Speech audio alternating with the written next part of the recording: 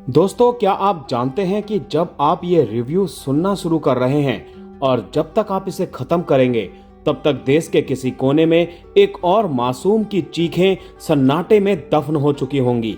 आंकड़े कहते हैं कि भारत में हर 20 मिनट में एक रेप रिपोर्ट होता है। सुनने में ये सिर्फ एक नंबर लगता है, लेकिन फिल्म 80 इसी नंबर के पीछे के उस दर्द को दिखाती है जिसे समाज अक्सर कालीन के नीचे छुपा देता है।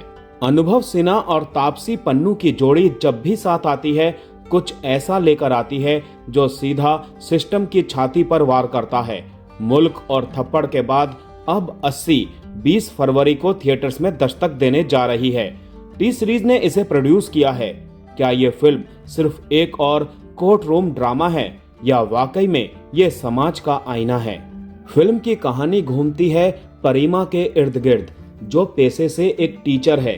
दिल्ली जैसे महानगर में वो अपने पति विनय और छोटे से बेटे ध्रुव के साथ एक खुशहाल जिंदगी जी रही है। लेकिन एक रात स्कूल की पार्टी से लौटते वक्त समय का पहिया ऐसा घूमता है कि सब कुछ बदल जाता है।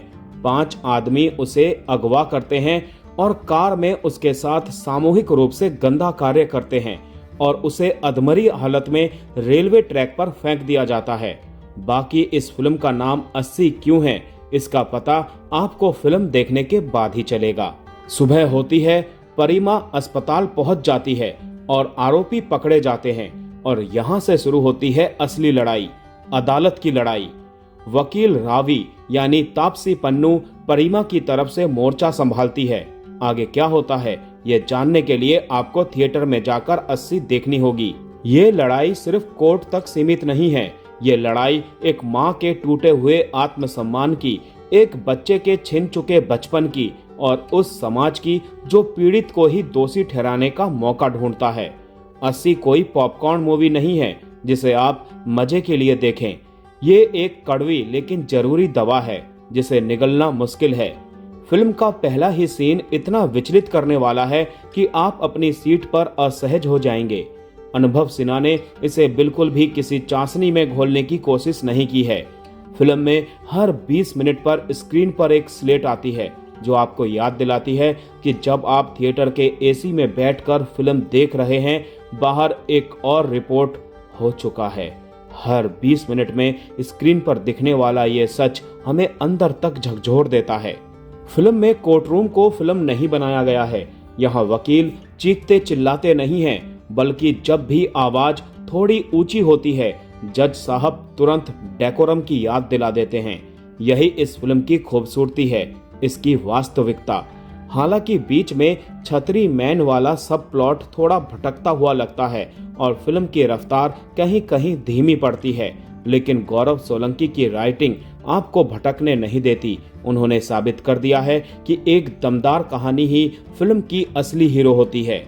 अगर एक्टिंग की बात करें तो कानी कुसरुती इस फिल्म की जान है। उन्होंने परिमा के दर्द को जिस तरह जिया है, आपकी आंखों में आंसू आना तय है। उनके चेहरे का सन्नाटा हजारों डायलॉग्स पर भारी पड़ता है। वहीं तापसी पन्नू एक बार फिर वकील के गाउन में आग लगाती नजर आती हैं। उनका परफॉर्मेंस कमांडिंग है और वो दिखाती हैं कि क्यों उन्हें सीरियस सिनेमा का चेहरा माना जाता है। हैरान करने वाला काम छोटे बच्चे अद्विक जायसवाल ने किया है। एक बलात्कार पीड़िता के बच्चे के मानसिक द्वंद को उन्होंने बहुत मासूमियत और गहराई से निभाया है। इनके अलावा नसीरुद्दीन शाह, मनोज पहवा, कुमुद मिश्रा, रेवती और सीमा पहवा जैसे दिग्गजों की फौज ने फिल्म को वो इमोशनल वेट दिया है जो बहुत कम ही देखने को मिलता है। हर किरदार अपनी जगह बिल्कुल फिट है। फिल्म खत्म होने के बाद जब लाइट ऑन होती है तो आप एक अलग इंसान बनकर बाहर निकलते हैं। यह फिल्म हमें याद दिलाती है कि जब तक सड़कों पर सुरक्षा नहीं होगी, तब तक हमारी तरक्की के सारे दावे खोखले हैं। अनुभव सिन्हा ने 80 के जरिए जो आईना दिखाया है, उसमें हमें अपनी और अपने समाज की बदसूरत शक्ल साफ नजर आती है। अब ये आप पर है कि आप आंखें मूंद लेते हैं या बदलाव का हिस्सा बनते हैं।